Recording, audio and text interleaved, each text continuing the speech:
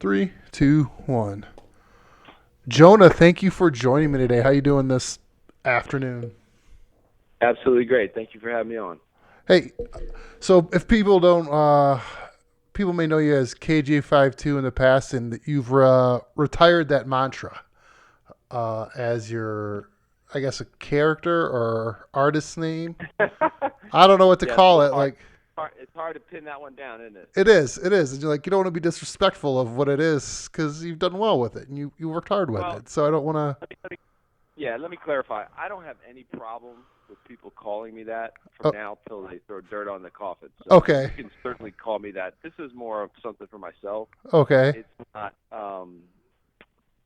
Yeah, I don't even think I'll be changing my social media handles because part of me was like, it's got to be a clean sweep, full, scorched earth. Uh, alt control reset everything, and then I'm like, nah, you know what? This means certain things to certain people, and I was thinking like, what if there was an artist that I really liked that all of a sudden just changed that? You know what I mean? I probably would, feel a certain way. So feel free to call me whatever you'd like. Uh, if you want to be very personal, you can call me Jonah. But other than that, I'm totally okay with it. Jonah, formerly known as KJ52.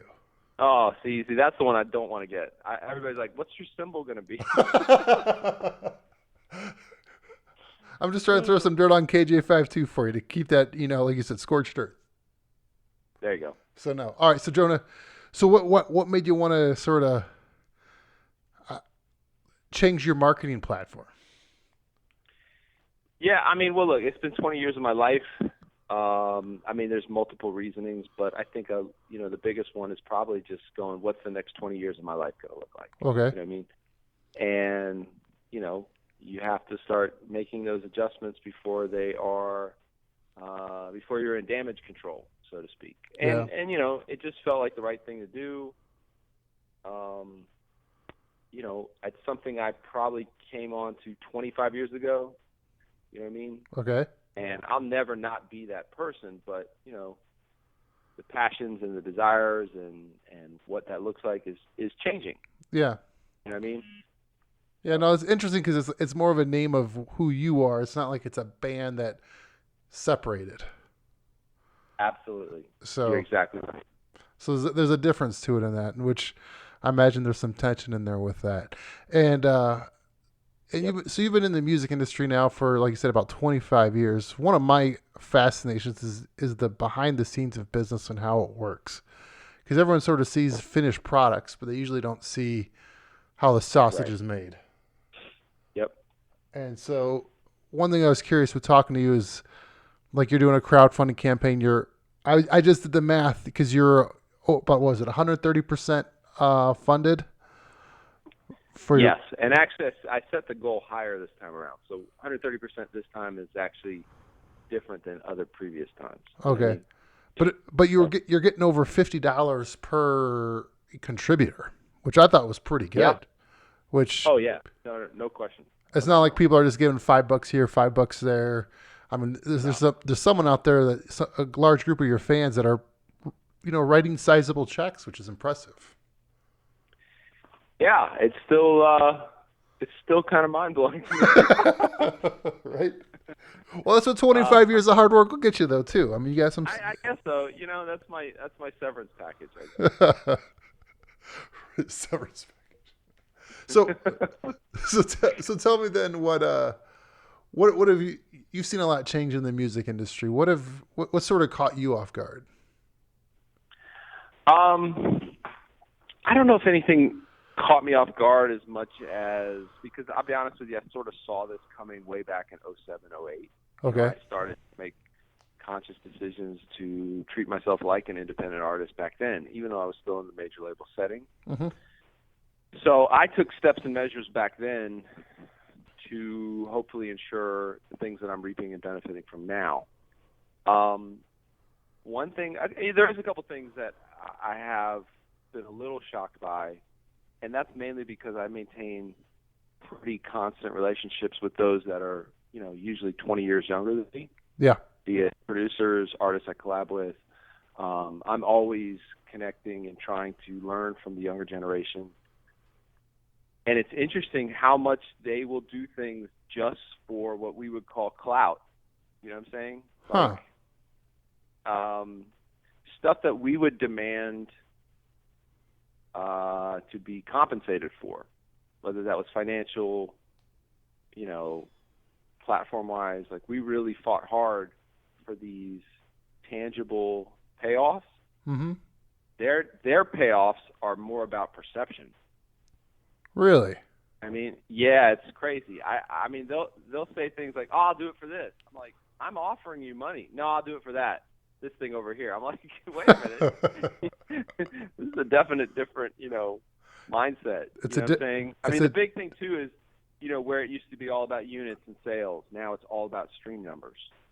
Yeah. You know what I mean? And so, if I said, "Yo, man, we moved 10,000 units," that's a decent amount of money. Right. They go, "Oh, they could go, 'Oh, I moved 1 million streams.'" I'm like, at best, that's like $3,000. Yeah. It's a different world to what they're used to. Right, but 5,000 CDs versus 1 million streams, they sound different, but the payoff is different. You know what I mean? So those are things that I'm like, don't you see pull the curtain back on the Wizard of Oz a little bit. Huh. Yeah, no, it's interesting with the different bartering system too, like you said, with clout, and they're probably using that to leverage their streams. So which when you think of 1 million streams being worth about $3,000, you go, if you just I don't know if that's the correct math. I would say, you know what I'm saying? Here's what it is. Yeah. These guys, you know what? This is the difference. These guys do it kind of just for the love of it, which is honestly sort of refreshing to me. Okay. Like, because we had more opportunities to play, doing a show didn't have the same allure. Whereas them, like, the first show they do could be the only show they do all year, and it'll be the highlight of their life to do one show. Huh. You know what I'm saying? Like, for them to collaborate with another artist, like for us, we might have looked at it maybe with a little more strategic, strategery. Mm-hmm. But George Bush. We might have looked at it as more strategic. They're just like, their cooperation level with each other and the way they applaud each other is infinitely higher. Huh. You know what I'm saying? So I think our generation was just more selfish, I have to say, to be honest with you. Interesting. Would you say too, is like, would your generation, like you said, you learn more in the live performance, where some of the newer people out there putting music out there are learning more in the studio? Well, not even the studio, because their studio is that computer right next to their bed. Right. That's their studio. So it's interesting, because I was having this conversation today that they're used to such an immediate feedback and such immediate, affirmation, that they don't have to do the checks and balances. And you kind of live in an echo chamber, because you're always going to find somebody that likes what you do. So that's highly addictive, but it also doesn't create it only creates a certain type of artist. So case in point, there was an artist down here, a mainstream guy. He got all the way up to, just right away got on Jimmy Kimmel. And they were, celebrating him, getting all the way to the top on the show. And I watched it, and within 10 seconds, I'm like, this kid isn't even remotely on the right key. But he had spent his whole career, which might only been a year or two, pitch correcting his voice and making it sound great. He had never had to go in front of an audience and figure out how to. So my generation, especially as a white kid, you had to go and play in front of black crowds that may or may not have been hostile. That separated a lot of people from. They gave up. Right. You see what I'm saying? Yeah, they don't want to. Why they want to put themselves in that atmosphere? Yeah, so it created two things. It created people. It separated people that weren't really serious about it. They gave up. And the ones that did persevere tended to be better because they had to be. Right. You know what I mean? Whereas now, it's not good or bad music anymore. It's just effective or non-effective. That's a good way to think about it. So what somebody go, music sucks, but they're effective. You know what I mean? You couldn't necessarily be crappy back then. maybe you could. I don't know. And then so have you been staying in like for the last few years as things have changed? Like I just started following you, say more frequently over the last say 6 months or so. Yeah. Have you been probably once you sort of took off the KJ52 mantra? What's what's the future look like for you with the more independent crowdfunding? How's that look like for an artist compared to years past? Well, I've been doing crowdfunding for over 2 years now. Okay. I mean, this has been the model. This has been the model since, I don't know, almost 2015. Okay. So, officially launching in 2017. Okay. What does that look like? I mean, I'll be honest, it was a huge, scary step. I wanted to do it earlier, but I was told no. Once you start crowdfunding, you're looked at as broken. You can't, you don't have the same draw anymore. And now all that stigma is kind of gone. I mean, it's been phenomenal. I mean, it's, probably a lot of freedom. Oh, I'm talking 4, 5 projects, 5 different things. Yeah. Maybe 6 things.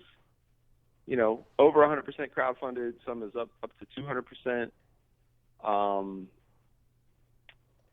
Yeah, I mean, it's the new wave. I wish more artists were smart and they would do it, but, again, maybe that just works better for legacy artists. I'm not sure. Yeah. When we say legacy artists, what do you mean by that? Just artists that can say they have a legacy. I mean, they've had consistent, connection over time.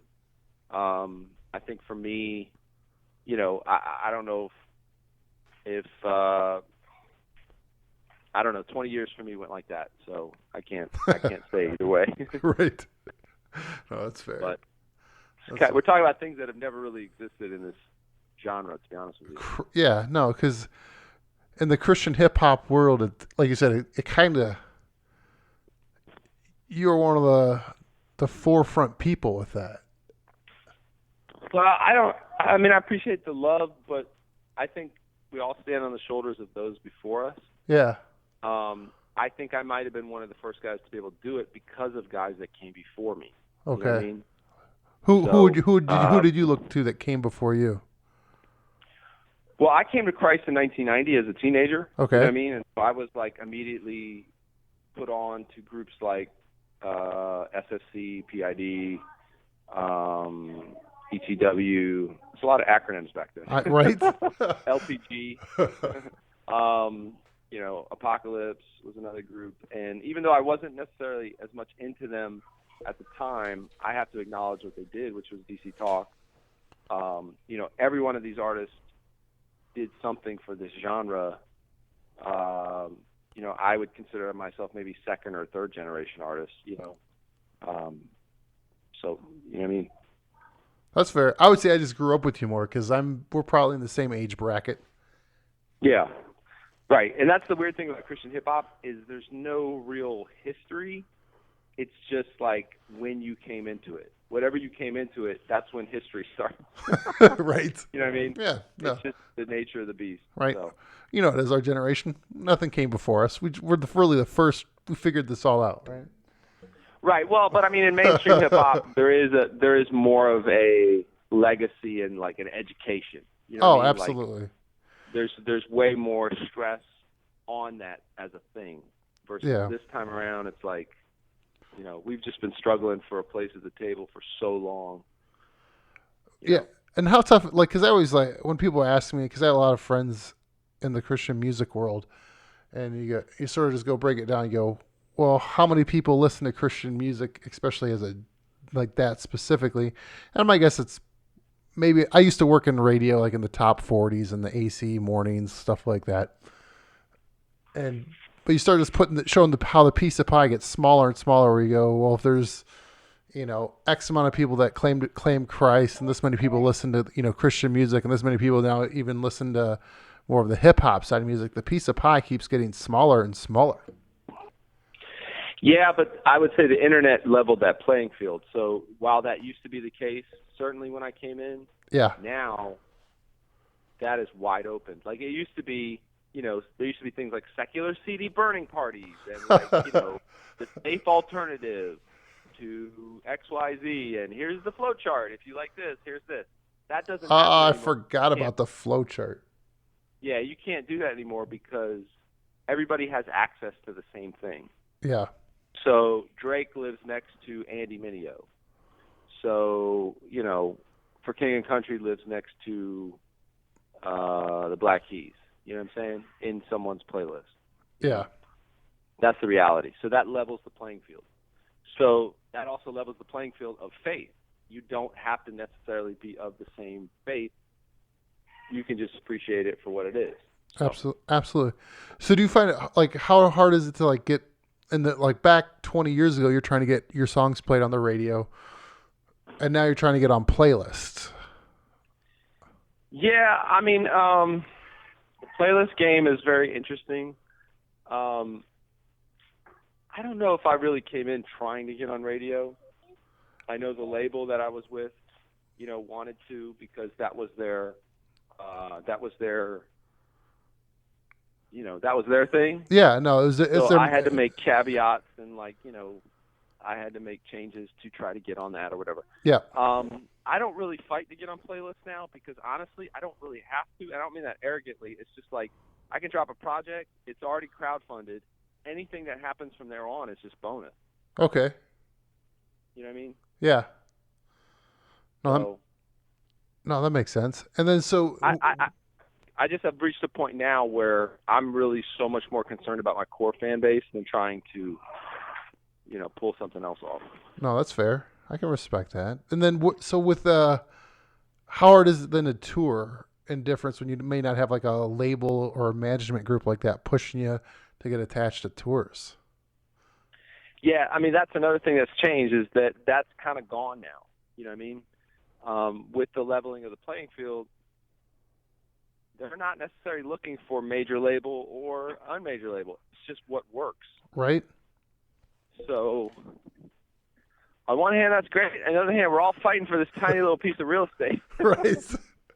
No, touring is expensive. I had some like I said, I had some friends in the music industry, and they wouldn't even cut there's I guess we're professional musicians, but we consider ourselves really more professional travelers. Yeah, there you go. Because spending 200 nights a year on the road, it's a different lifestyle.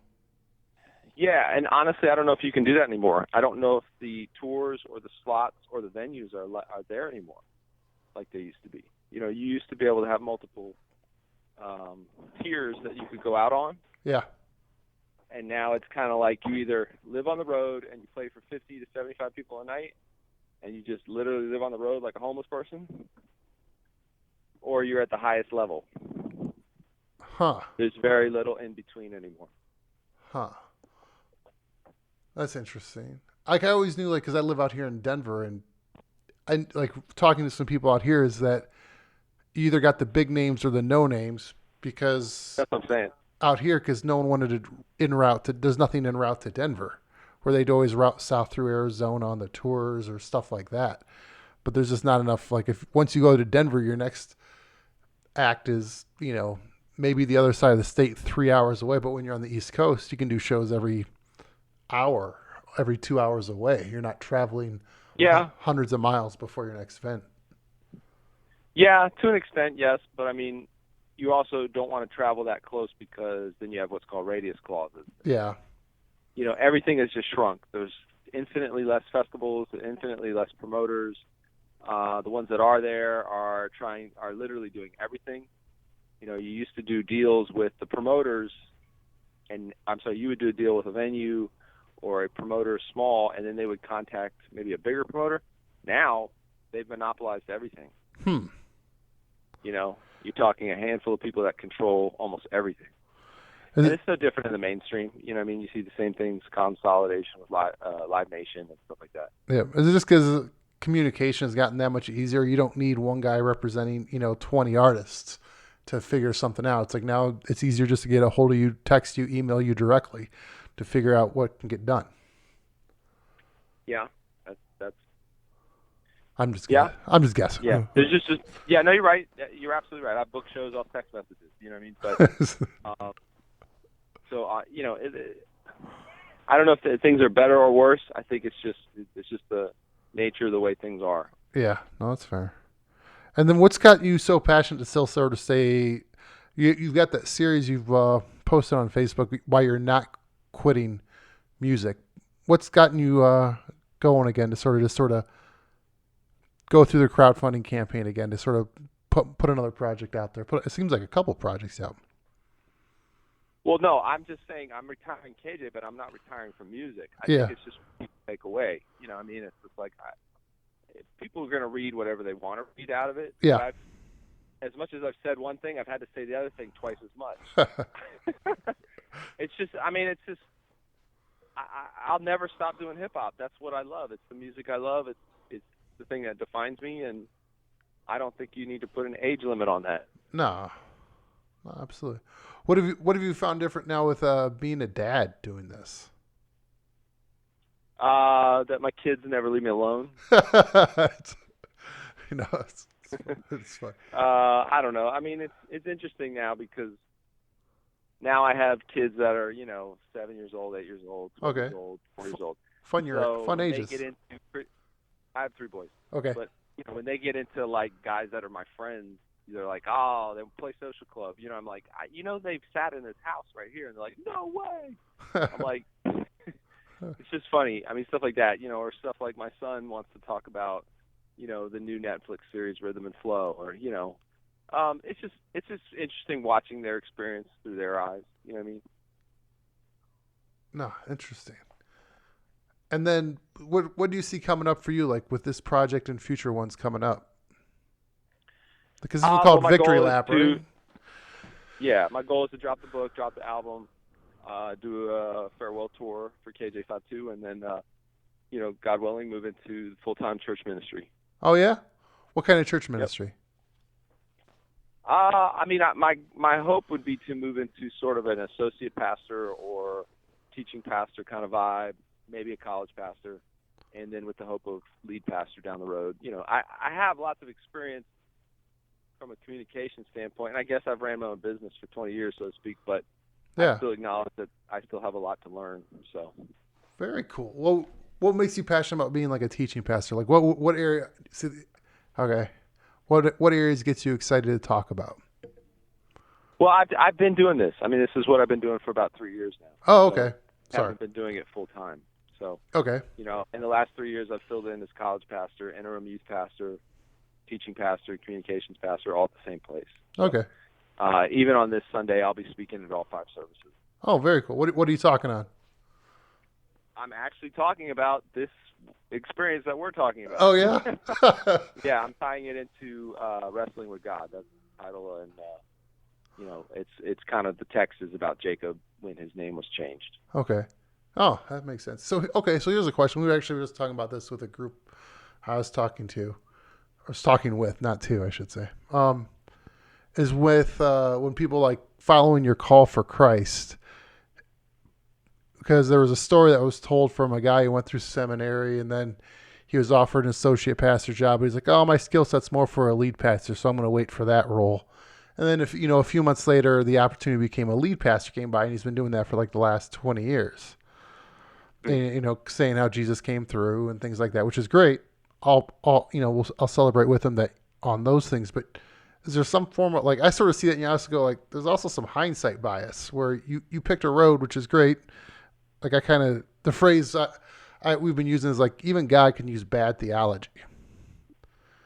Yeah, crooked sticks draw straight lines. Right, and so it's just one of those where you go, I'm trying to think of a way to phrase this into a question.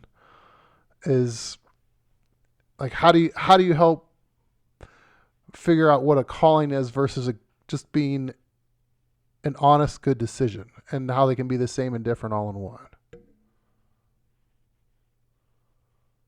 I'm sorry, can you say that question again? Yeah, so how do I know what? Like when someone goes like, have you ever had a calling on your life or things like that, where it's like, are you just making good decisions with, the wisdom God's given you, or are you, jumping out on a ledge or on the edge to something new?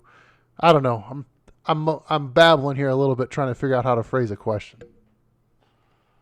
But like mainly. Well, I mean, I could say this. I mean, I know just like when it was time to leave youth ministry to go into the music, you know, some of it was about passion, some of it Yeah. was about things, some of it was about scenarios that happened. It was all those things, you know what I mean? So I'm probably in the same scenario now. You know what I mean? I feel that passion to do this. I feel the timing is right. I feel like I've had good training. It's now finding the right fit, so to speak. Yeah, no, it makes sense. All right, I got one more line of questions here for you, which is completely out of left field. Just I never warned you about this, just so you know. But Okay. clearly you've gone down a path which I'm about to go down. With how long have you been married? 21 years. All right, so I'm getting married in about 6 months. For the first time, hopefully last time. And I want to make sure I do this right. So my question for you then is, what marriage advice can you throw at me so I don't have to do this again? Well, I mean, your 7 years are going to suck. That's kind of statistically true. You know, if you can make it past that, they say that's actually when you slightly start to get on the right page. But I mean, that might be the most honest advice I've heard from someone, where everyone's like, yeah, I'm honest to a fault. So, I mean, grind it through your first 7 years. Got it. well, most people don't hang on to the first 7 years. That's why, you know, that tends to be when most marriages, divorces happen. But, well, I think a big thing is, you know, being on the same page before you go into marriage is huge. I think time is a great indicator of that. You know, I knew within 3 weeks I could marry the girl that I married, and we didn't actually get married for 2 years later because we put little checkpoints, you know, like, okay, do we feel the same way at 6 months? Okay, cool. Where do we feel at a year? Okay, cool. You know, in my opinion, or in my situation, I wanted to see if she was on board. Our first date was to go to the housing projects and do kids ministry because that's where I was called. So I was already like vetting her before it ever happened, before we even got to that point. So I think, you know, post-marriage is a little different than pre-marriage because I think you can, you know, and also like pre-marriage, you got to kind of start looking at yourself, like where are the areas in my life I need to grow? Where is there, it's like looking like a little crack in the road. Over time, that crack becomes a hole if it's not dealt with. Mm-hmm. So, and that goes for both, you know, and I'm not saying you got to like have this perfect person because you're not. You're two imperfect people following a perfect God, trying to work that whole thing out along the way. So the other thing is, I mean, we just both resolved that divorce was not an option. That really helps a lot. Mm-hmm. We were both on the same page spiritually. That is a huge game changer. We were on the same page spiritually. We were on the same page career-wise. We were also on the same page even in some things that I didn't realize at the time. I mean, we started dating, and then I went right off to Bible college. We were already doing a long-distance relationship before I even hit the road 3 years later. Huh. You know what I mean? So, again, those are just little things that you can use as indicators. So I am also a firm believer that a lot of men do not know how to be alpha in their lives and how to be alpha in their marriages, and they don't know how to be alpha in their own personal situations. And I say that from mistakes I made. You know what I'm saying? Like there were times where, you know, maybe because some of my liberal upbringing and things like that, I was just making dumb ideas, doing things out of desire to be accommodating and whatever. And there's times where you have to do the things that she wants you to do that she may not necessarily even agree with. But a man needs to provide, plan, and protect. Those are the three things. As long as he keeps doing those three things, I think most marriages will always be successful. The minute he stops planning, protecting, and providing, generally, again, I'm no expert, but I see that's usually when the marriage falls apart. Interesting. Yeah. I like it. You took it a different approach than most people I've talked to when I've asked this, so I appreciate it. Well, am I supposed to say something like always say yes, dear? Bullcrap. I ain't doing that. No, it's just always get the last word in. Yes, dear. Bullcrap. And by the way, happy wife, happy life is a stupid phrase. Okay. Absolutely stupid phrase. Also, if mama ain't happy, nobody happy is another stupid phrase. And I say that, I don't mean that to be mean, but I'm saying you're not responsible for her happiness. Okay. I can see that. And if your job is to make her happy, you're going to be a people pleaser, and she's not going to respect that. Now, that doesn't mean you're like out to like just be a jerk or like obnoxious. I'm saying, but it's not your responsibility. Yeah. If you have two people committed to their own happiness and their own self-fulfillment, the marriage does great. If you have one person committed to both persons' self-fulfillment, it's never going to be enough. You know what I mean? Yeah, no, I see what you're saying. I'm not responsible for her happiness. She's responsible for her own. Now, I plan, protect, and provide. That will give her happiness. But my own happiness goes up and down. You know what I mean? Yeah. And if mama ain't happy, nobody's happy. That sounds like some like kiss butt stuff. Like I'm not, you know, I don't. Again, I don't mean this in like an obnoxious like 1950s husband, like woman, give me my beer. I don't mean that. I mean it more like